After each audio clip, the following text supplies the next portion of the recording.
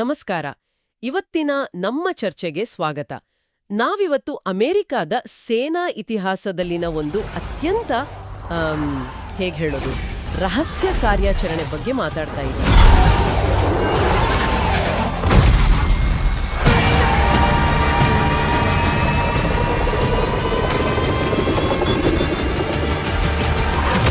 Operation midnight hammer.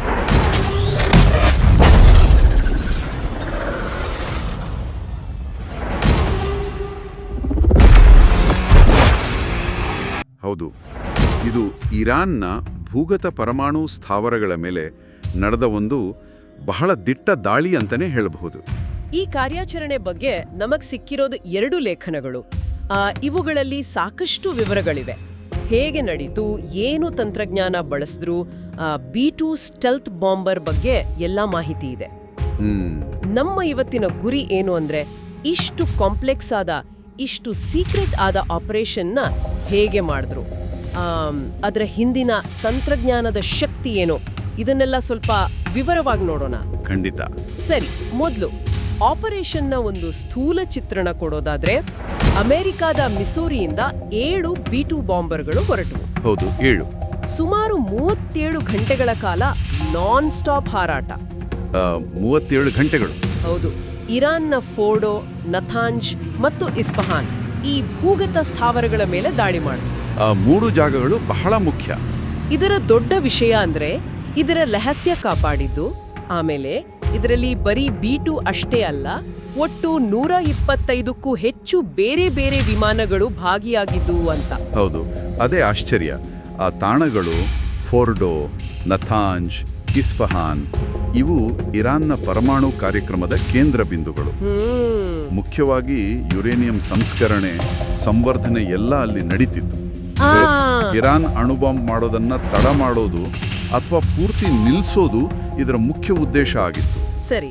ಆಮೇಲೆ ಈ ಸ್ಥಾವರಗಳು ಸುಮ್ಮನೆ ಇರಲಿಲ್ಲ. ಭೂಮಿ ಒಳಗೆ ಬಹಳ ಆಳದಲ್ಲಿ ದಪ್ಪ ಕಾಂಕ್ರೀಟ್ನಿಂದ ರಕ್ಷಣೆ ಮಾಡಿದ್ರು. ಹಾಗಾಗಿನೇ B2 ಬೇಕಾಯಿತು. ಅದರ ಸ್ಟೆಲ್ತ್ ಅಲ್ವಾ, ನಿಖರವಾಗಿ ಅದರ ವಿಶೇಷ ವಿನ್ಯಾಸದಿಂದಾಗಿ ರೇಡಾರ್ಗೆ ಸಿಗೋದಿಲ್ಲ. ಹಾಗಾಗಿ ಇರಾನ್ನ ಏರ್ ಡಿಫೆನ್ಸ್ ಸಿಸ್ಟಮ್ಗಳ ಕಣ್ತಪ್ಪಿಸಿ ಹೋಗೋಕೆ ಸಾಧ್ಯ ಆಯಿತು. ಬರೀ ಸ್ಟೆಲ್ತ್ ಅಷ್ಟೇ ಅಲ್ಲ ಅಂತಾರಲ್ಲ, ಇನ್ನು ಒಂದು ಮೋಸದ ಪ್ಲಾನ್ ಕೂಡ ಇತ್ತು ಅಂತ. ಹೌದು ಹೌದು. ಕೆಲವು ನಕಲಿ ಬಾಂಬರ್ಗಳನ್ನ ಬೇರೆ ದಿಕ್ಕಿಗೆ ಕಳಿಸಿ ಇರಾನ್ನ ಗಮನ ಬೇರೆಗಡೆ ಸೆಳೆಯೋ ಪ್ರಯತ್ನ ಮಾಡಿದ್ರು. ಜೊತೆಗೆ ಬೇರೆ ಯುದ್ಧ ವಿಮಾನಗಳು, ಆಕಾಶದಲ್ಲೇ ಇಂಧನ ತುಂಬುವ ಟ್ಯಾಂಕರ್ಗಳು ಮತ್ತೆ ಜಲಾಂತರ್ಗಾಮಿಗಳಿಂದ ಟೊಮೊಹಾಕ್ ಕ್ಷಿಪಣಿ ಉಡಾಯಿಸೋಕೆ ರೆಡಿ ಇದ್ರು. ಅದೇ ಪಕ್ಕಾ ಪ್ಲಾನ್. ಖಂಡಿತ, ಇದು ಬಹಳ ಸಂಕೀರ್ಣವಾದ ವ್ಯವಸ್ಥೆ. B2 ಬಗ್ಗೆನೇ ಸ್ವಲ್ಪ ಹೇಳೋದಾದ್ರೆ, B2 ಸ್ಪಿರಿಟ್ ಅದೊಂದು ತಾಂತ್ರಿಕ ಅದ್ಭುತ. ಹಾರುವ ರೆಕ್ಕೆ ಅಂತ ಅದರ ಡಿಸೈನ್. ಒಂದೊಂದರ ಬೆಲೆ $2 ಬಿಲಿಯನ್ ಹೆಚ್ಚು. ಅದು ಸುಮಾರು 6000 ನಾಟಿಕಲ್ ಮೈಲ್ ದೂರ ಹಾರುತ್ತೆ. ಅಂದ್ರೆ ಅಮೆರಿಕಾದಿಂದ ಇರಾನ್ಗೆ ಹೋಗಿ ವಾಪಸ್ ಬರೋಕಾಗುತ್ತೆ. ರೀಫ್ಯೂಲಿಂಗ್ ಬೇಕಾಗಲ್ವಾ, ಅಥವಾ ಮಧ್ಯದಲ್ಲಿ ಮಾಡಿದ್ರಾ? ಖಂಡಿತ ಬೇಕಾಗುತ್ತೆ. ದೀರ್ಘ ಹಾರಾಟ ಅಲ್ವಾ, ಆಕಾಶದಲ್ಲಿ ಇಂಧನ ತುಂಬೋ ವ್ಯವಸ್ಥೆ ಇತ್ತು. ಅದಕ್ಕೆ ಆ ಟ್ಯಾಂಕರ್ಗಳು. ಬಾಂಬ್ಗಳ ವಿಚಾರ ಅದು ಮುಖ್ಯ. ಸುಮಾರು 40,000 ಪೌಂಡ್ ಬಾಂಬು ಇಯ್ಯೋಕಾಗುತ್ತೆ. ಈ ಆಪರೇಷನ್ ನಡೆಸಿದ್ದು GBU-57 MOP ಅಂದ್ರೆ ಬಂಕರ್ ಬಸ್ಟರ್. ಬಂಕರ್ ಬಸ್ಟರ್ ಕೇಳಿದ್ದೀನಿ. ಹೌದು. ಒಂದೊಂದು ಬಾಂಬ್ 30,000 ಪೌಂಡ್ ತೂಕ, ಸುಮಾರು 800 ಅಡಿ ದಪ್ಪದ ಕಾಂಕ್ರೀಟ್ ಅನ್ನು ಕೂಡ ಭೇದಿಸಬಲ್ಲದು. 200 ಅಡಿ ಹೊರಗಳನ್ನೇ ಟಾರ್ಗೆಟ್ ಮಾಡೋಕೆ ಅಂತಲೇ ಡಿಸೈನ್ ಮಾಡಿರೋದು. ಇದೇ ಮೊದಲು ಯುದ್ಧದಲ್ಲಿ ಬಳಸಿದ್ದು ಅಂತ ವರದಿ ಹೇಳುತ್ತೆ. ಇಷ್ಟು ದೂರ 37 ಗಂಟೆ. ಪೈಲಟ್ಗಳ ಪರಿಸ್ಥಿತಿ ಇಬ್ರೇ ಅಲ್ವಾ ಇರೋದು? ಹೌದು, ಇಬ್ರೇ ಪೈಲಟ್ಗಳು. ಅವರಿಗಂತಾನೆ ವಿಮಾನದಲ್ಲಿ ಸಣ್ಣ ಟಾಯ್ಲೆಟ್, ಫ್ರಿಡ್ಜ್, ಮೈಕ್ರೋವೇವ್, ಸ್ವಲ್ಪ ರೆಸ್ಟ್ ಮಾಡೋ ಜಾಗ ಎಲ್ಲ ಇರುತ್ತೆ. ಆದ್ರೂ ಕಷ್ಟವೇ. ಹೆಚ್ಚಿನ ಹಾರಾಟ ಆಟೋಮ್ಯಾಟಿಕ್ ಸಿಸ್ಟಮ್ಗಳೇ ನೋಡ್ಕೊಳ್ಳುತ್ತೆ. ಆದರೂ ಮಾನಸಿಕ ಒತ್ತಡ ಇದ್ದೇ ಇರುತ್ತೆ.